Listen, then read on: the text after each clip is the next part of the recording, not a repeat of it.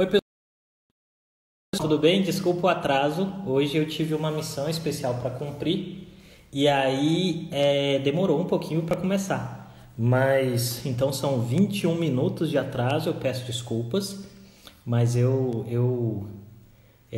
um motivo muito, muito especial, né? Então não podia ficar de fora, não podia deixar de fazer isso. Eu sou muito do coração deixar fazer as coisas. Então eu quero conversar um pouquinho sobre um tema que é muito especial para mim, né? É especial, acho que para alguns também aqui. A gente tem comentado um pouquinho sobre a questão das manifestações e tal, e do racismo, e a gente tem visto muitas articulações, então acho que é um dia bom para conversar sobre isso. Só uma pergunta para a galera que sempre acompanha. Lidiane, eu tô no perfil certo? Né? Que eu sempre erro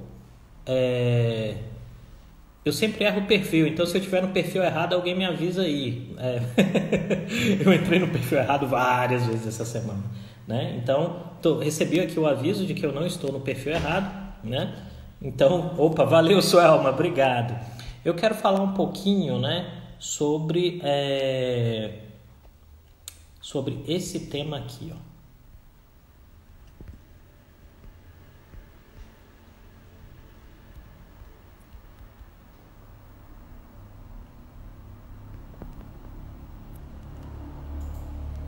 Eu quero falar um pouquinho sobre esse tema de hoje, que é racismo e equidade.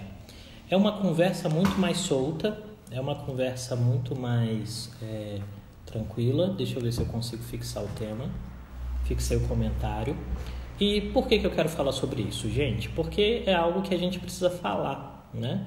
A gente precisa dialogar um pouquinho sobre racismo, sobre equidade, sobre inclusão, sobre a possibilidade e sobre aquilo que a gente está construindo, tá? E isso vem para mim numa situação muito especial. Para quem me segue no Twitter sabe que eu coloquei lá há uns 2 dias atrás uma lista de leituras, né? A conversa foi uma amiga de infância, que é a Nara, que fez direito, hoje faz ciência política, conversou comigo pelo Instagram, muitos anos que eu não a via, e ela conversou comigo pelo Instagram e falou: cara, me dá uma lista aí, 10 livros que você acha essenciais para entender o Brasil, né? E eu coloquei 10 livros que eu acho essenciais para entender o Brasil e não coloquei nenhum tipo de comentário sobre os livros, eu só coloquei os livros, tá? E por que eu estou explicando isso?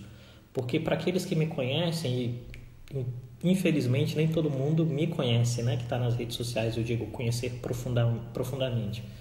As pessoas sabem que a minha lógica é muito no sentido de que, assim, cara, leia tudo e a partir do momento que você lê tudo, você tira as suas conclusões. E aí eu fiz lá, coloquei 12 livros, né? E como tudo nas redes sociais, as percepções geram debate, né? Assim, ontem uma colega de tempos de UNB me mandou uma mensagem no Twitter em que ela dizia assim: Twitter é lugar de gente, lugar de robô para alguns também, né? Twitter é lugar de gente e gente gera debate, né? E eu recebi muitas sugestões, muitas críticas, muitas reflexões, né? Por exemplo, muitas pessoas, muitas mulheres reclamaram: poxa, não tinha mulheres na lista, por que não haviam mulheres na lista? Outros falaram: por que não haviam negros na lista, tal, né? Outros: por que você colocou esse livro? Por que você colocou aquele livro, né? E aí vem, a lista é derivada de um processo emocional, educacional e de aprendizado, né? É aquilo que eu aprendi, é aquilo que eu tenho que aprender, tem os meus acertos, os meus equívocos, e tem um elemento fundamental que é: as pessoas têm que ler e tirar suas próprias conclusões. E isso é uma coisa que a Suelma, que eu acho que está por aí, a Suelma sempre fala isso para mim. Ela diz assim: as pessoas têm que ler, as pessoas estão lendo, estão tratando a realidade como se fosse um grande Twitter, né? Assim, eu leio 180 caracteres e acho que sei algo, eu leio 180 caracteres, 140 caracteres ou 280 caracteres e tenho conclusões sobre tudo, né? Então, a lista tá lá, gente, eu não vou tirar, eu estou recebendo outras sugestões, todas as sugestões de leitura que eu tenho recebido têm sido acolhidas, né? E eu convidei algumas pessoas a fazerem outras listas, né? Até para que elas possam construir a sua própria percepção de realidade e graças ao universo, aí, ao nosso trabalho. Hoje eu tenho mais de 5 mil seguidores lá no Twitter, que eu acho um número legal pra caramba. Então eu vou pegar essas listas que essas pessoas fizerem e vou dar RT nessas listas, vou compartilhá-las também. Porque o importante é ler, né? E na minha percepção a gente não pode entrar numa espiral na sociedade em que a gente construa uma lógica de codex, né? De pegar livros e jogar livros na fogueira e algo do gênero. Eu nunca vou ser favorável a esse tipo de coisa. Leiamos tudo, né? As pessoas que eu mais admiro têm esse posicionamento, tá? As pessoas que eu mais considero inteligentes na minha caminhada têm esse posicionamento de lerem tudo. E elas são engajadas e elas estão preocupadas com essas causas e com essas questões. Então é isso, né? E abordando isso, eu venho também aqui hoje para conversar um pouco sobre essa questão, né? Do racismo, da equidade, por que tantas coisas nos separam e tão poucas coisas nos unem, né, nos dias de hoje. E eu creio que esse fenômeno do George Floyd tem gerado uma série de pontos, de reflexões, de questões interessantes que a gente precisa trabalhar e lidar, né? E em específico no Brasil, eu creio que hoje a gente precisa muito fortemente entender uma coisa, né? Que independentemente de você de você individualmente não se identificar como um racista, não significa dizer que o racismo não esteja presente nas estruturas. Ele está, né? Vamos falar especificamente do meu mercado de atuação, né? Para quem não me conhece, eu tenho uma consultoria de análise de risco político. É uma indústria que tem ainda muita dificuldade de admitir o diferente. E aqui eu vou tomar a liberdade, tem muitas amigas aqui assistindo, eu vou tomar a liberdade de falar um pouquinho por elas também, mas muito respeitosamente. É uma indústria que quando você tem mulheres e alguns negros, pretos e pretas na base, mas quando você sobe isso para o espaço de mando, vai diluindo, as pessoas não vão chegando. E aí não é que as pessoas não estão chegando porque elas não são competentes, elas não estão chegando porque tem barreiras. Umas são conscientes e outras são inconscientes, gente, né? E eu acho que isso é o que a gente precisa pensar quando a gente está falando de racismo, quando a gente está falando de equidade, né? As barreiras a gente tem que estar atento para barreiras que são abertas. Quer ver uma barreira que é aberta? Quando você cria uma vaga de trabalho que exige, por exemplo, 2 línguas estrangeiras. A gente está num país em que menos de 3% das pessoas falam línguas estrangeiras, né? Então, vira um problema. Assim, você está tirando um monte de gente. Ou então, por exemplo, quer ver uma outra coisa que eu acho que a gente podia abolir? Colocar o endereço no currículo. Colocar o endereço, cara, a turma já corta pelo endereço. Colocar a foto no currículo, a turma já corta pela foto no currículo, né? Porque não adianta a gente trabalhar a ideia de uma diversidade entre os iguais. O que eu estou dizendo aqui? Não adianta, por exemplo, eu pensar que para que a minha equipe seja diversa e heterogênea, eu vou contratar apenas pretos e pretas, né? Eu tenho que ter pretos, pretas, meninas, meninos, eu tenho que ter todo mundo na equipe, né? Porque é essa heterogeneidade que gera o crescimento. E o que a gente tem visto algumas vezes é que esse é um processo que as organizações têm falado, mas elas não têm processado, elas não têm internalizado. A ponto de que algumas vezes, eu já escutei isso de algumas pessoas, né, dizer, não tem gente no mercado para trazer, né? E isso não é verdade. Isso não é verdade. Tem gente no mercado para trazer. A questão é, você tem que assumir a responsabilidade de orientar essa pessoa para que ela avance naquele sentido, né? E aí vem outro ponto, né? A Suelma colocou aqui universidade de origem. Gente, se para arranjar emprego a universidade de origem fosse uma variável importante para que eu arranjasse meu primeiro emprego ou que eu tivesse passado no mestrado, eu não teria passado, porque a minha universidade de origem era uma universidade bem fraquinha, tá? Bem fraquinha mesmo, porque era a universidade que eu podia pagar. Eu estudei numa faculdade bem pequenininha em Brasília. As pessoas chamavam o lugar onde eu estudei na faculdade de última opção de ensino superior, para vocês terem uma ideia. Eu fiquei 4 anos e meio na faculdade e quando eu conversava com as pessoas diziam para mim: você estuda naquele lugar que se chama a última opção de ensino superior, tá?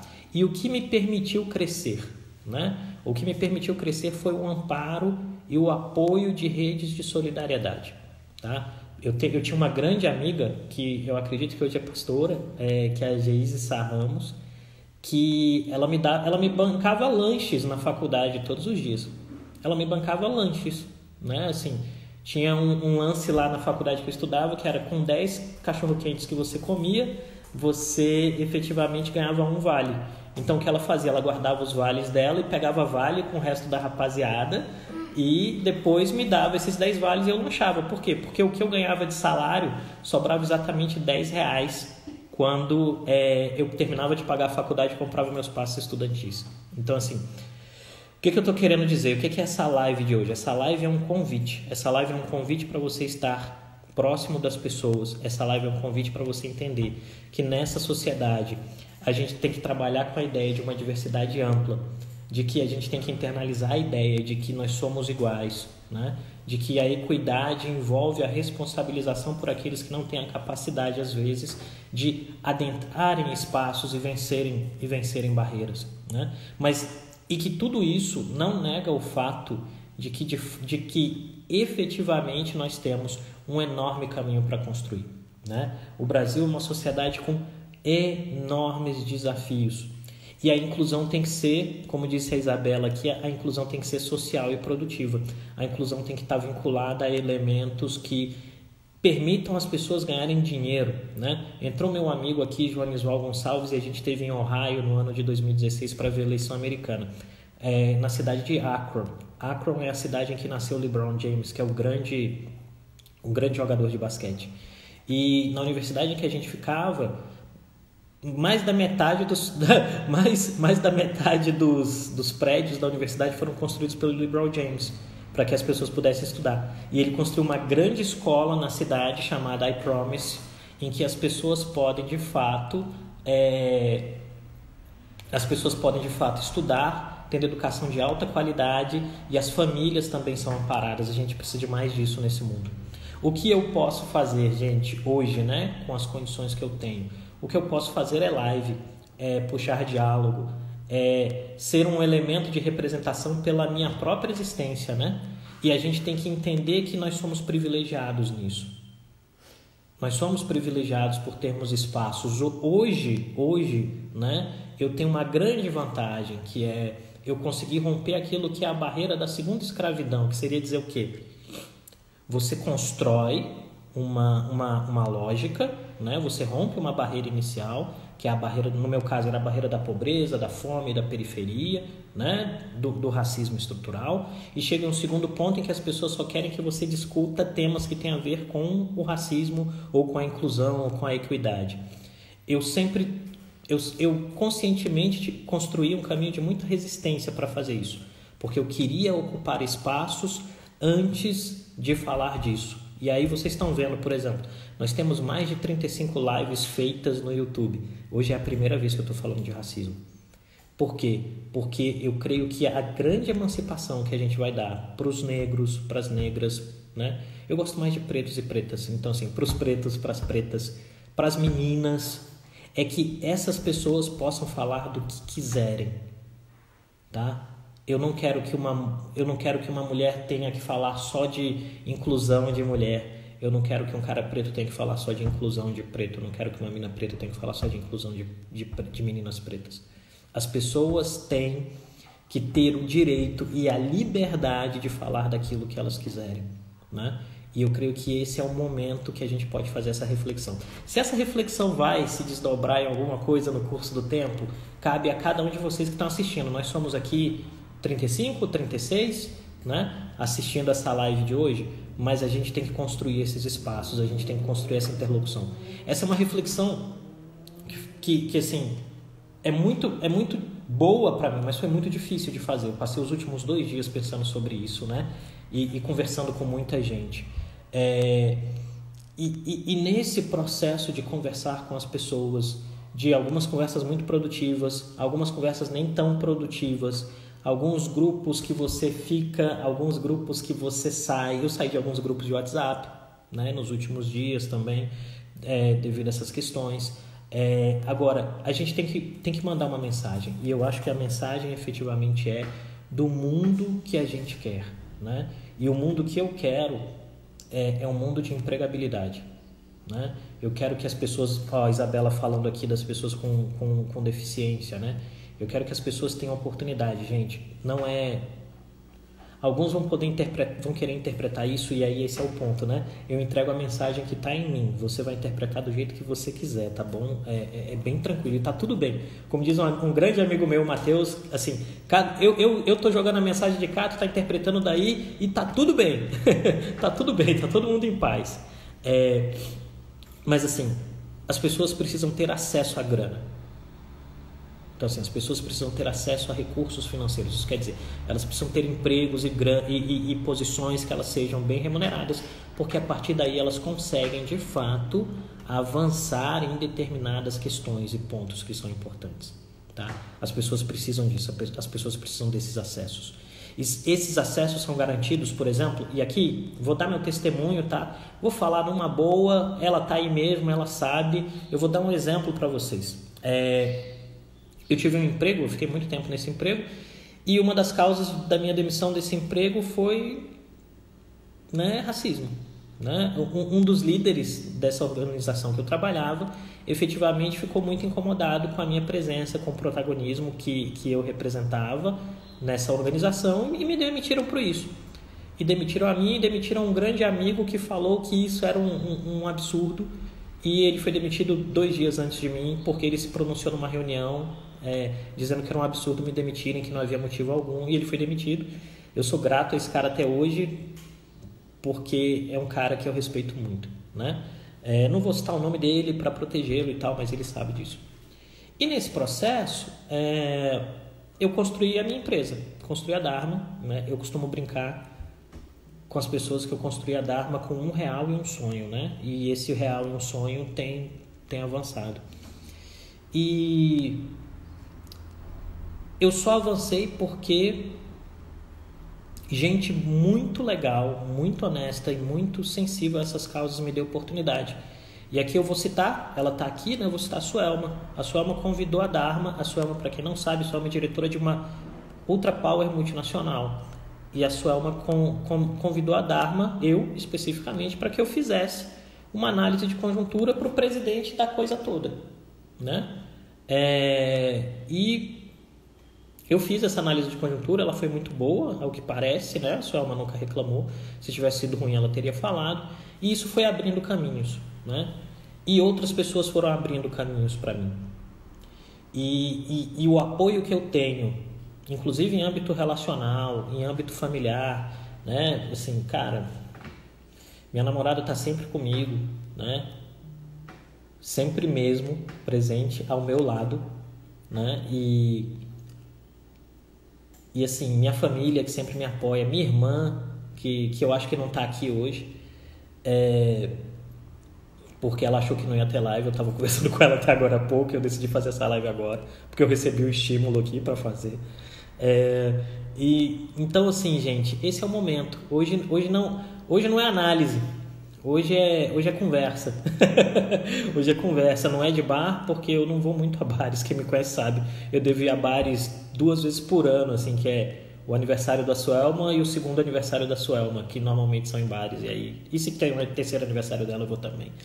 Mas é isso, e eu vou passar aqui para as perguntas, né? Se alguém quiser perguntar, a gente responde.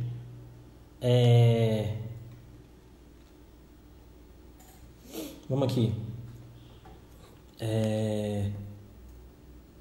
Como dar oportunidade para os desiguais, transexuais, por exemplo? Cara, tem que dar oportunidade, tem que chamar a rapaziada e colocar para o jogo, entendeu? Vou te dar um exemplo, Leandro. A gente estava montando um questionário. A Dharma tem um produto chamado termômetro político, sabe? E tudo que eu faço, eu sempre peço para que a Stephanie revise, né? Assim, eu acho, assim, eu gosto da... Enfim, primeiro, ela escreve e lê muito melhor do que eu, essa é a verdade. E segundo, ela tem uma sensibilidade boa para questões. E aí ela falou um negócio que a Gabriela tinha falado antes, né, na hora de montar o questionário. Para colocar na parte de gênero, colocar um ponto outros, né? Para mim não tem impacto. Mas para outras pessoas vai ter impacto, né? Para outras pessoas vai ter impacto.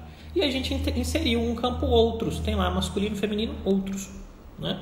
E eu quero aprender, se as pessoas disserem que há como aprender e fazer, né? Mas de fato, eu acho que a oportunidade é dada quando você assume o custo, né? O risco, a oportunidade e a alegria de que você é parte da solução do problema. Eu creio que assim, da primeira vez que eu fui à TV, isso tem muitos anos, tu vai lembrar, porque a gente conversou no sábado no grupo jovem que eu tinha participado da TV, tu vai te lembrar disso. Cara, na hora que eu cheguei na TV para gravar, a primeira pessoa que me atendeu perguntou: cadê o professor? Ela olhou e falou: não é você o professor, você deve ser o motorista do professor, né? Eu falei: não, sou eu, né? Mas tu sabe, eu sou muito...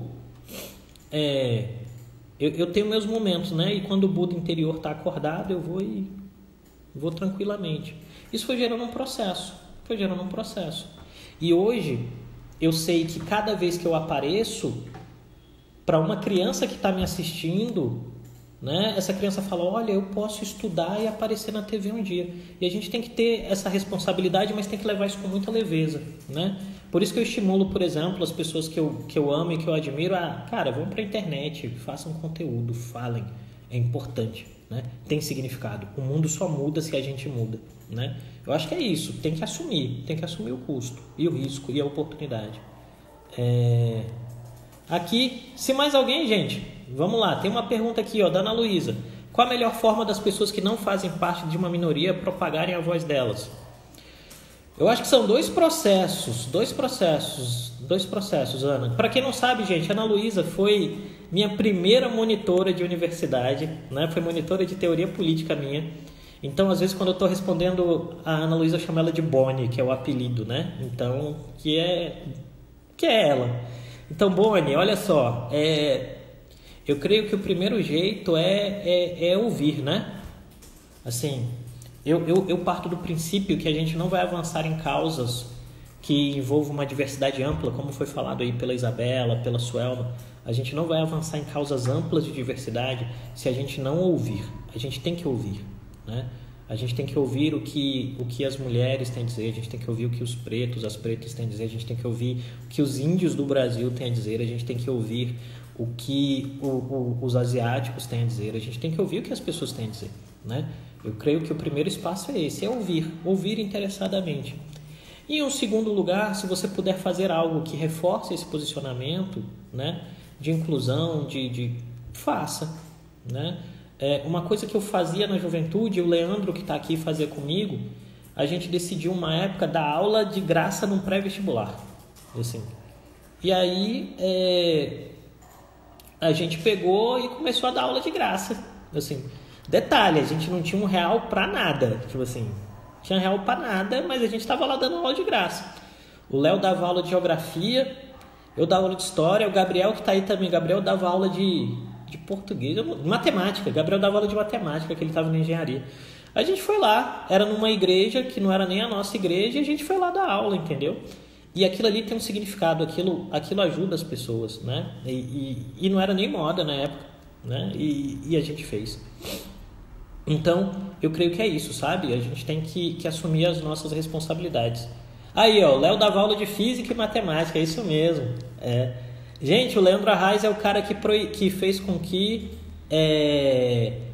não se possa andar de patinete na UNB, tá? Porque ele andava de patinete nos corredores e aí a reitoria baixou uma normativa. Aquela plaquinha lá, proibido andar de patinete, é responsabilidade do Leandro Arraes. Só para dizer isso e registrar. Tá bom? Importante, a minha geração gerou impactos. Então vamos lá. Tem uma pergunta aqui da Sabrina. Como fazer as pessoas ouvirem umas às outras, principalmente aquelas que não se dão espaço? Sabrina, eu acho que o caminho é você fazer a sua parte, tá? Se você ouvir, se você ouvir as outras pessoas, isso já vai criar tanto impacto positivo, tanta coisa legal, que as pessoas são arrastadas pelo exemplo. Eu gosto muito dessa ideia, tá? De que o exemplo arrasta, de que o exemplo transforma, né? E efetivamente eu acho que se a gente der o exemplo de que a gente está preocupado com as causas, e aí vem um ponto, né? Vou aqui voltar na questão, voltar numa questão da neurociência, tá? Umas aulas aí que a Denilde e a Suelma me deram em um dos nossos happy hours virtuais. Elas me ensinaram que os seres humanos precisam de 3 coisas, né? Conforto, certeza e estabilidade. 3 coisas. Conforto, certeza e estabilidade. Esse momento tira o conforto, a certeza e a estabilidade. Mas levando isso para o mundo político, discursos de transformação, de mudança, tiram das pessoas conforto, certeza e estabilidade. Por quê? Porque você está saindo daquilo que você conhece para o novo. E aí o que eu estou querendo dizer é o seguinte: pessoas podem ser racistas e não é porque elas são más, é porque elas foram educadas a serem racistas, elas foram educadas a serem sexistas, elas foram educadas a serem preconceituosas, e esta educação dá a elas conforto, segurança e estabilidade. Então, quando você fala, olha, não faça isto, né? Não tenha esse tipo de comportamento, você tem que ter o quê? Você tem que ter um cuidado didático, né? Que significa, a fala de quem quer transformar a realidade tem que ser emocional, politicamente e socialmente responsável. E aí, vou fazer aqui um momento. Por que eu admiro tanto Barack Obama e a Michelle Obama? Né? Porque eu admiro tanto os dois. Porque eles são extremamente responsáveis na forma como eles falam. Assim, até quando você pode ver a Michelle Obama indignada, e aqui eu vou lembrar uma frase, tá? Quando o Donald Trump assumiu a presidência dos Estados Unidos, uma mulher na internet disse que achava ótimo não ter mais um chimpanzé de saltos como primeira-dama dos Estados Unidos. A mulher falou isso para Michelle Obama. E a resposta da Michelle Obama, gente, foi feita num nível de elegância, calma, equilíbrio e, sobretudo, didatismo, que se eu fosse a outra pessoa, eu, me recolheria a minha insignificância, né? Peguem a fala do Barack Obama, por exemplo, agora, durante a questão das manifestações, né, derivadas do assassinato do George Floyd. Todas muito responsáveis. E é isso que eu tento trazer para mim. Minha fala, eu sempre vou tentar ter uma fala responsável. Eu nunca vou para os extremos. Por quê? Porque eu sei que quando eu não falo apenas por mim. Eu falo por um monte de gente. Eu falo pela minha mãe, e algumas pessoas que estão aí conhecem a minha mãe, né? Forte, muito forte, né? E assim, eu falo por ela também. Eu falo pela minha irmã, que é professora de ensino básico, né? E na minha percepção, só gênios conseguem ser professores de ensino básico, e eu acho a minha irmã um gênio. Eu falo pela minha namorada, né? Eu falo pelos meus amigos, e eu falo sobretudo por um monte de gente que vai olhar para mim e pensar, esse cara tem uma trajetória que é semelhante à minha, eu posso chegar lá, né? Então, é isso, Sabrina, tem que ser responsável, tem que ser... Em alguns momentos você tem que fazer um exercício de reflexão, e aí minha amiga Isabela César está aqui, ela tem uma expressão que eu adoro, que é o Buda interior. Tem horas que você tem que chamar o Buda interior, né? E, cara, então, não é. E, obviamente, dizer e se posicionar em alguns momentos quando você fala, velho, isso aí não faz sentido. E aí, se as pessoas não quiserem ouvir, você vai embora também. Porque não adianta ficar batendo bumbo para a parede. Você vai. Vai, cara, vai. Vai, só vai. Faz o teu, entendeu? Faz o teu. E eu acho que esse é o nosso caminho, fazer o nosso. E dizer para as pessoas que a gente se importa, e ir construindo essa jornada, né? A comunicação é difícil, né? Vamos ver se tem mais alguma aqui. Tem muitos comentários legais. Tem uma galera Tem uma galera xingando o pessoal que me demitiu. Não xinga, deixa eles pra lá. A vida se encarrega. Já passei o luto, tô em paz. E aí vem uma aqui, ó. O que você acha do uso da violência em protestos que possuem fundação em mensagens de paz e justiça? Ana, eu nunca acho que a violência é a solução, tá? E eu te falo de experiência própria. Eu cresci em um ambiente de muita violência. Assim, meu pai era um cara muito, muito violento. Muito, muito violento. Meu pai agrediu minha mãe por muitos anos. Assim, bateu na minha mãe por muitos anos. Eu cresci num ambiente de muita violência. Graças a Deus, meu pai mudou. Em um momento da vida ele mudou. Assim, hoje ele é outra pessoa, né? Acho que a idade trouxe serenidade para ele. Mas as feridas ficam, né? E aí, o que eu estou dizendo? Quando a gente, de fato, assume um posicionamento de que você não acredita na violência, você tem que fazer um exercício muito forte de não usar a violência. E aí vem o que a gente está vendo em vários lugares do mundo, em que as pessoas explodem, né? Elas explodem por quê? Elas explodem em violência por quê? Porque elas não são ouvidas. Então o caminho é ouvir.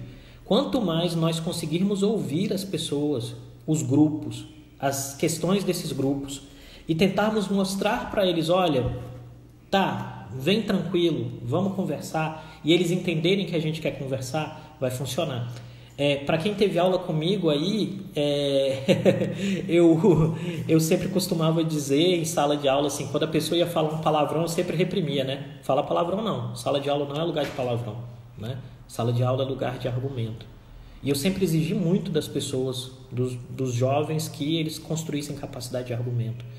E eu acho que é isso, a gente tem que aprender a falar. E para aprender a falar, a gente tem que falar e ler tudo, né? Eu acho que esse é o caminho, tá?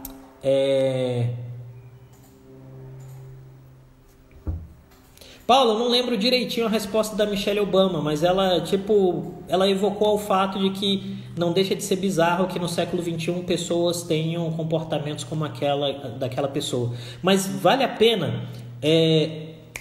Tem um documentário da Michelle Obama no Netflix. Como é que é o nome? Minha História. Assiste o Minha História no Netflix da Michelle Obama. É fantástico. Assiste lá. Você vai gostar muito. Recomendo enormemente. Tá bom? Tá, vamos ver se tem mais uma pergunta aqui, gente. E aí, Léo, por que no Brasil não vemos negócios e produtos de pretos para pretos como nos Estados Unidos? Eu acho que tem começado, tem uma galera aí, tem a turma do Black Money, né? A turma do Black Money está fazendo umas coisas legais. Mas eu acho que, assim, cada sociedade se constrói diferente, né? Eu creio que a questão estrutural do racismo no Brasil é diferente da questão estrutural do racismo nos Estados Unidos. Por exemplo, nos Estados Unidos isso foi muito pesado, no Brasil sempre foi mais discreto, no Brasil sempre foi mais suave, né? Igualmente complicado, mas mais suave. Assim, o Brasil construiu, por exemplo, se a gente for lembrar dos livros do Gilberto Freire, grande, sempre tem polêmica o Gilberto Freire, mas eu sempre vou recomendar a leitura, tem que ler Gilberto Freire mesmo, até para criticar. E você pega lá no Gilberto Freire construiu o diálogo da democracia racial, né? E de fato, o Brasil não é uma democracia racial, não foi, pode ser. Nos Estados Unidos, ao contrário, os discursos eram discursos de segregação muito nítida, né? Então isso foi criando conformações distintas. Eu creio que tem uma turma legal, né, no movimento negro aí, fazendo essa reflexão da inclusão em termos de grana, da inclusão em termos de poder econômico. Mas a gente tem uma dificuldade em termos de Brasil, né? Que é o fato de que muitos em posições de poder são descompromissados com o resto. Eu creio que isso afeta pretos, pretas, brancos, asiáticos, né? O Brasil, infelizmente, é um país onde a gente ainda não tem uma cultura daqueles que chegaram no topo serem responsáveis e quererem legar algo. Eu costumo dizer, quem é meu amigo sabe, né? Mas assim, eu tenho um sonho. Eu quero um dia ter uma fundação, bibliotecas, sei lá, escola, alguma coisa em que as pessoas pobres possam estudar de graça. Meu objetivo é esse. Não sei se eu vou conseguir, mas se eu convencer pessoas, por exemplo, a Suelma que está aí e a Silvia que estão aí, que vão ser CEOs de grandes companhias, se eu convencer as duas a fazerem isso, já resolve, né? Se eu convencer a Leanine Lemos, que está aí também, que é muito tem um espaço muito legal no mundo político brasileiro. Se eu convencer as pessoas a fazerem isso, já valeu. E se eu conseguir fazer também, vai ser massa, né? A minha eu já tenho até nome, vou dar o nome da minha mãe e tal. mas a gente vai trabalhando para produzir isso, né? Deixa eu ver se tem mais alguma pergunta. Porque eu acho que está acabando o tempo aqui, rapaziada.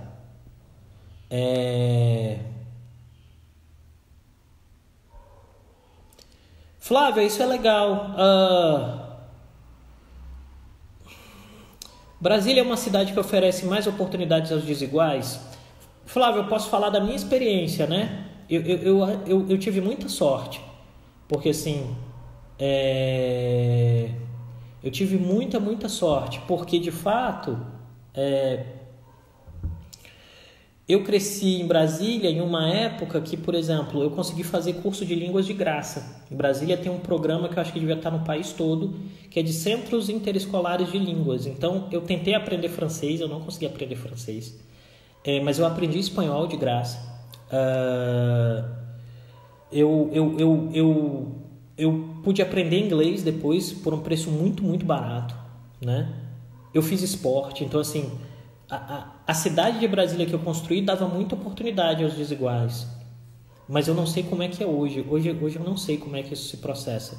Mas eu conheço muita gente boa que pôde estudar e que pôde crescer, né? Porque tinham essas boas oportunidades aqui, né? Eu acho que esse é o ponto que a gente tem que levar. E se essas oportunidades diminuíram, a gente tem que cobrar a turma para as oportunidades crescerem de novo, para as oportunidades aumentarem.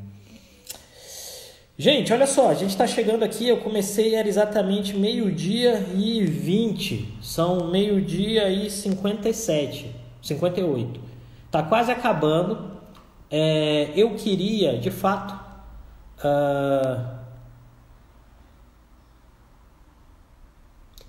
tem uma última pergunta aqui, ó, da Rafaela. Bem legal essa pergunta, eu vou nela então. Afinal, é possível separar o debate social do econômico, visto a multiplicidade de pautas trazidas nas manifestações? Rafaela, eu acho que o debate econômico é fundamental. A turma tem que ter acesso a dinheiro, né? E dinheiro que eu falo é emprego, tá? E dignidade. Porque o mundo é capitalista, o mundo não vai mudar, talvez mude, né? E aí se um arqueólogo daqui a 2000 anos achar essa live e falar: nossa, o mundo mudou, ele estava errado, tudo bem para você. Mas até onde a gente sabe, o mundo não está mudando no sentido de deixar de ser capitalista. Então, o que dá a possibilidade, o dinheiro é um elemento que dá liberdade de escolha às pessoas, né? Então a gente precisa que as pessoas ganhem mais dinheiro. Então é isso assim. E aí eu acho que são importantes as políticas redistributivas, distributivas, as políticas de assertividade, de afirmação, mas é importante também que as corporações façam a sua parte e entrem no jogo, né? E que não é simplesmente contratar alguém e colocar lá no pôster. É dizer, olha, eu tenho um programa para que as pessoas se capacitem, para que elas melhorem, para que elas cresçam. Eu acho que isso é importante, né? E as pautas são muitas, tá? Pessoal, então, olha só, eu tô... Ai, eu apaguei o tema sem querer, hein? Foi mal. Apaguei o tema sem querer. Gente, olha só, eu tô terminando por hoje. Eu vou parar aqui, eu tenho uma coisa muito importante para fazer agora, que é almoçar. Eu queria agradecer a vocês. Eu espero que a conversa tenha sido boa. Para mim ela foi ótima. Amanhã a gente está aqui de novo ao meio-dia para conversar um pouquinho sobre essas questões e outras questões do mundo político. Se vocês tiverem temas, sugestões, dicas, por favor, fiquem à vontade, mandem um direct para mim. A nossa ideia é sempre fazer essa conversa de segunda a sexta, né? Sempre ao meio-dia, e alguns dias pode não acontecer, mas é isso, é um prazer enorme. Eu sou muito grato à vida por essa oportunidade.